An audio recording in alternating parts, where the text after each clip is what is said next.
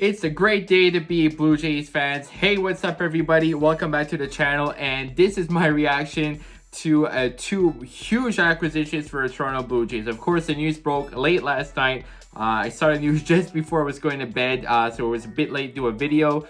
Just got off of work for today, so finally being able to go around and do a reaction video as a Blue Jay fan to the signings of Kirby Yates and George Springer. They almost got Michael Brantley. They had a deal in place apparently. Then Houston said, here's enough money. They matched the offer of the Jays, I guess. I'm not quite sure what happened there, but for a minute he was with the Blue Jays, and next thing you know, Michael Brantley's back with the Houston Astros, so he is not signing with the Blue Jays. But today's news, of course, about Kirby Yates and George Springer. If you guys enjoy, do leave a like. I would appreciate it. Leave a like if you're excited for George Springer and Kirby Yates. Subscribe if you're new. Hit that notification bell as well to get notified whenever new content goes live. I'm going to be discussing the move made by the Blue Jays and how extremely excited I am for this team, not just for this year but moving forward. Blue Jays, one of the more exciting young teams in baseball. They have a great core. You look at guys like Bo Bichette, Vladimir Guerrero Jr., Kevin Biggio, you got Lourdes Gurriel Jr., Teoscar Hernandez, Danny Jansen, or Alejandro Kirk behind the plate. Got Rowdy Tellez. Randall Grichuk is a good veteran in there as well. As for the pitching, I would definitely like Blue Jays to go and get a bit more starting pitching, such as maybe an ace starter to go with Ryu, who is already their ace.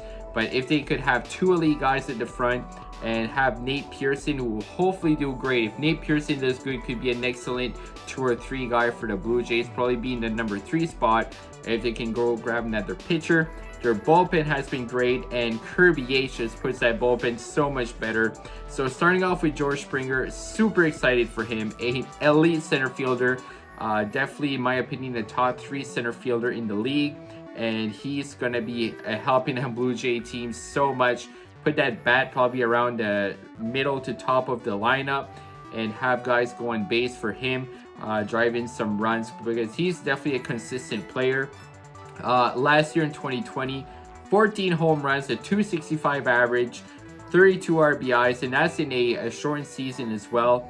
359 on base percentage, 899 OPS. So he's a player that's going to hit for an average of close to 300. He's going to be a batter that's going to drive in a lot of runs, hit a lot of homers.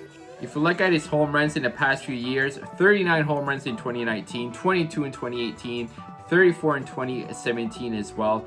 Of course, we have to mention that unfortunately with the Houston Astros in 2017, it was a big cheating scandal and he was part of that team, but he proved that, or part of that cheating, to be successful at all, because in 2018, 2019, he was incredible once again. I mean, driving in 71 runs in 2018, 96 runs in 2019. His average, look at his average throughout the year. So 265 2018, 292 in 2019. He was hitting almost 300 with a 265 average last year. So he's going to be driving in a lot of runs. He's going to be an electric bat for that lineup. He's going to provide protection for guys like maybe Biggio or Bichette. Even Guerrero Jr.'s got all those guys together. There's really not going to be an easy out in that top to middle of that Blue Jays lineup. And I see them being one of the top offenses in the American League for sure. So as for Kirby Yates, of course, a reliever, a closing pitcher. Last year only pitched in 4 innings. He was hurt, but he proved that when healthy, he's a top reliever in the league. One of the best closing pitchers in baseball. Of course, with Ken Giles becoming a free agent, he was hurt last year. Really, there was a lot of uncertainty about him. They got Kirby Yates to in 2019. If you look at these numbers, they're just insane. So he had a 1.19 ERA, he had 41 saves, and in 60.2 innings pitched, he struck out 101 batters with a whip at 0.890. Go back a year prior, 2018, 2.14 ERA with 12 saves, not as many saves, but still he pitched 63 innings with 90 strikeouts. So I'm not entirely sure, he may have been more of a middle to bullpen guy in that year. 0.921 whip. So 2 years in a row with a whip under 1. 2 years in a row in an ERA 2.14 or below.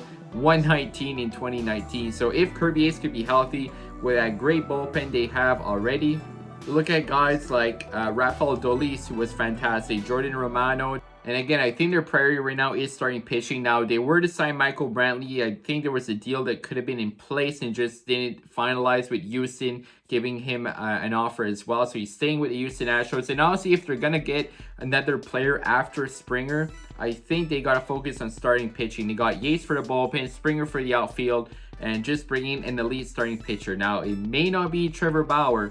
Maybe Luis Castillo could be traded. Sonny Gray, guys like that. Maybe they could really help the Blue Jays. And I think that just all around with their core is so young, they could be good for many years to come. I'm looking at the lineup to be somewhere along the lines of either Biggio or Springer leading off.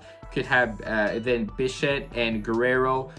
Put Teoscar Hernandez, Gurriel as well. Rowdy Tellez, a big power lefty bat. Still got Randall Grichuk, who's got a lot of experience. Danny Jansen or Alejandro Kirk behind the plate. So it's a very exciting time to be a Toronto Blue Jays fan. I mean, they signed 2 All-Stars within 24 hours after basically not doing much. They signed Chad Wood, who's the pitcher.